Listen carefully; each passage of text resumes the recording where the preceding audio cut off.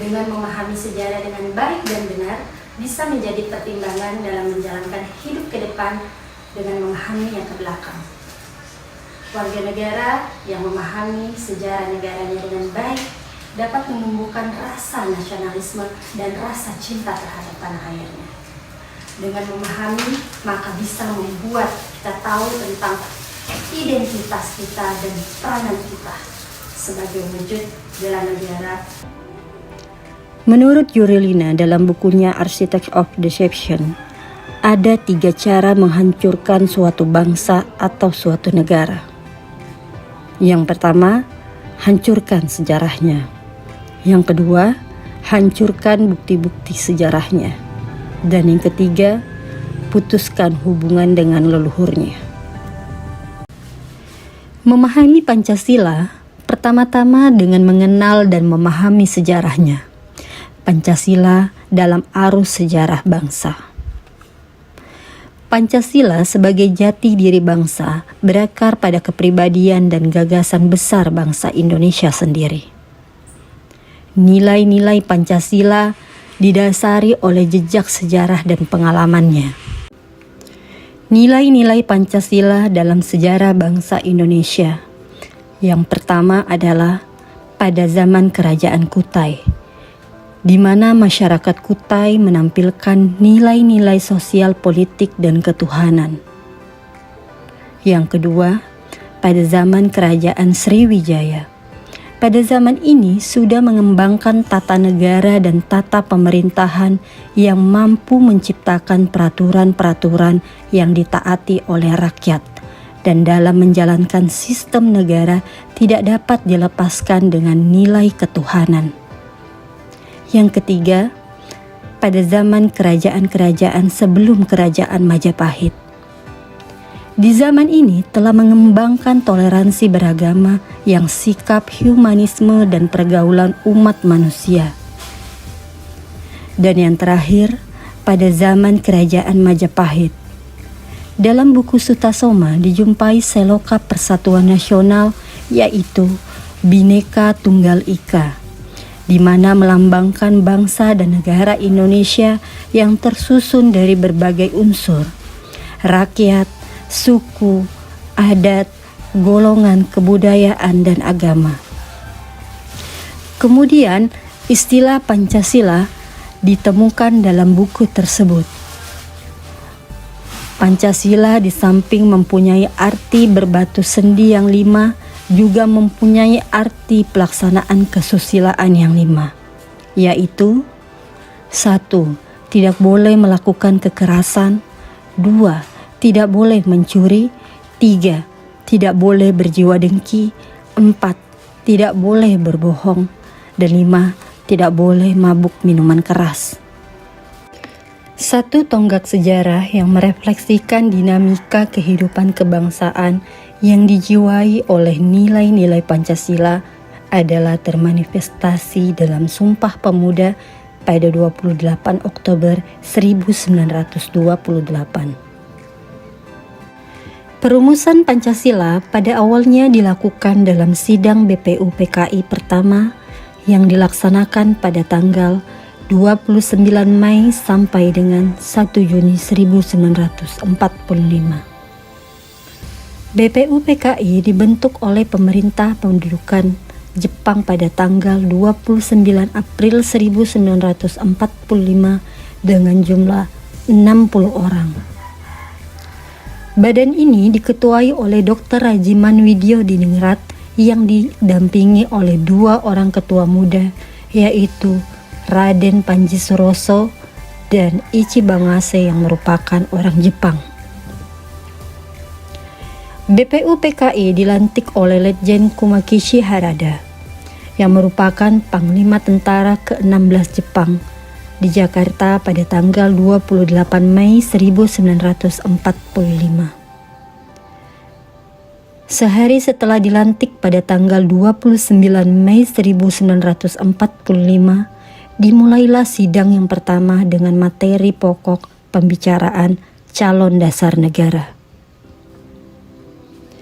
Tokoh-tokoh yang berbicara menyampaikan usulannya pada sidang BPU PKI pertama tersebut ialah Mr. Muhammad Yamin pada tanggal 29 Mei 1945, Mr. Supomo pada tanggal 31 Mei 1945, dan Insinyur Soekarno pada tanggal 1 Juni 1945. Kemudian, setelah Insinyur Soekarno menyampaikan usulannya, saat yang sama pula menyampaikan nama yang tepat untuk kelima dasar negara yang disampaikan, yaitu dengan nama Pancasila. Bung Karno sebagai tokoh sentral lahirnya Pancasila pada tanggal 1 Juni 1945 menyatakan bahwa dirinya bukanlah pencipta tetapi penggali Pancasila. Pernyataan tersebut ingin menunjukkan bahwa berbagai nilai yang terkandung dalam Pancasila sebenarnya telah hidup dan dihidupi oleh masyarakat Indonesia sejak dahulu kala. Selanjutnya, BPU PKI membentuk panitia kecil untuk merumuskan dan membentuk Undang-Undang Dasar dengan berpedoman pada pidato Bung Karno. Dibentuklah panitia kecil yang terdiri dari 8 orang yang diketuai oleh Insinyur Soekarno dan anggota-anggotanya antara lain Muhammad Hatta, Sutarjo Kartohadikusumo, Wahid Hasyim, Ki Bagus Hadikusumo, Otto Iskandar Dinata, Muhammad Yamin, dan A.A. Maramis. Panitia ini bertugas menampung saran-saran, usul-usul, dan konsepsi-konsepsi para anggotanya. Pada tanggal 22 Juni 1945, panitia ini mengambil prakarsa untuk mengadakan pertemuan dengan 38 anggota BPU PKI.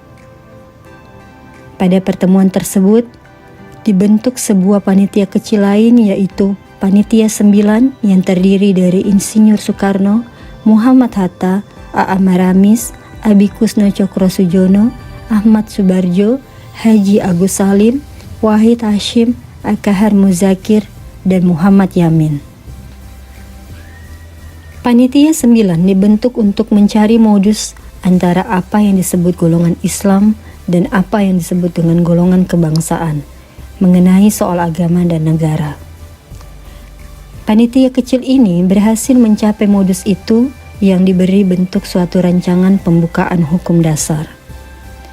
Inilah yang kemudian dikenal dengan nama Piagam Jakarta 22 Juni 1945. Dalam Piagam Jakarta termaktub rumusan dasar negara yang berbunyi 1. Ketuhanan dengan kewajiban menjalankan syariat Islam bagi para pemeluknya. 2. Kemanusiaan yang adil dan beradab. 3. Persatuan Indonesia. 4. Kerakyatan yang dipimpin oleh hikmat kebijaksanaan dalam permusyawaratan perwakilan. 5. Keadilan sosial bagi seluruh rakyat Indonesia. Pada tanggal 17 Agustus 1945, setelah baru saja Indonesia memproklamirkan kemerdekaannya, sore hari Muhammad Hatta menerima utusan dari Indonesia Timur yang menyatakan isi sila pertama sebagaimana Piagam Jakarta tidak mewakili mereka, sehingga kemungkinan mereka akan melepaskan diri dari negara Indonesia. Oleh karena itu, PPKI pada tanggal 18 Agustus 1945 memutuskan 1. Mengesahkan Undang-Undang Dasar. 2. Memilih dan mengangkat Insinyur Soekarno sebagai Presiden dan Muhammad Hatta sebagai Wakil Presiden Republik Indonesia. Ketiga, membentuk Komite Nasional untuk membantu tugas Presiden sebelum DPR atau MPR terbentuk. Berkaitan dengan Undang-Undang Dasar, terdapat perubahan dari materi yang dihasilkan oleh BPU PKI antara lain 1. Kata mukaddimah diganti dengan kata pembukaan. 2. Pada pembukaan alinea keempat, ana kalimat ketuhanan dengan menjalankan syariat Islam bagi pemeluk-pemeluknya diganti dengan ketuhanan yang Maha Esa. 3. Pada pembukaan alinea keempat, ana kalimat menurut kemanusiaan yang adil dan beradab diganti dengan kemanusiaan yang adil dan beradab. 4. Pada pasal 6.1 yang semula berbunyi presiden ialah orang Indonesia asli dan beragama Islam diganti menjadi presiden adalah orang Indonesia asli. 5. Sejalan dengan usulan kedua, maka pasal 29 pun berubah.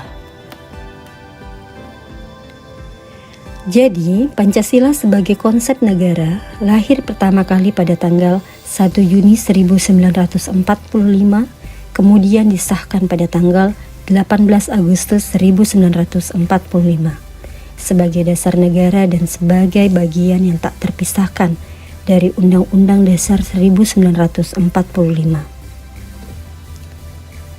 Ideologi Pancasila diletakkan oleh pendiri bangsa ini sebagai ideologi bangsa yang dapat menjiwai berbagai gerakan, kehidupan politik, dan kemasyarakatan bangsa Indonesia.